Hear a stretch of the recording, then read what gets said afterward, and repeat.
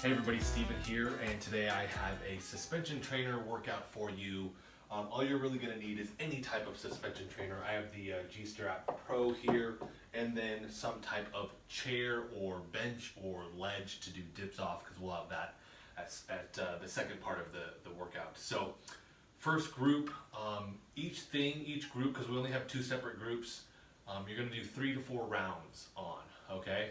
Now the first group we have suspension trainer push-ups, body rows, and then tricep extensions. And then the next group we're actually going to be doing suspension trainer flies, what I call a walking Y, and then dips off of the bench here. If you want more of a challenge, I'm going to put a link for the hand-foot crawl, is what we call it in MoveNet. You might know this as a bear crawl. You can do that after every single round. So you would end up doing 6 to 8 hand-foot crawls, and I'm going to let you set the distance or the pace, meaning I'm going like 10 paces forwards, 10 paces backwards, backwards, or you can set a set distance. Hey, I'm going the length of this room down and back, right? It doesn't have to be super complicated. That's if you want an extra challenge. That'll burn you out really, really quick. Now, this isn't going to necessarily be like a follow-along workout video. I'm going to show myself essentially doing the one round, and then I'm going to do the other 2 on my own, and then you just kind of pause. If you're looking for form corrections and stuff like that, you can watch the video and pick up on all of that. The only thing I really want to address with this is going to be the walking Y, because you got 2 different variations. We call it walking. I'm essentially going to hold on to the handles here, right? And then as I walk forward, I bring my arms out into a Y, right? As I walk forward, I'll come up in a Y like this.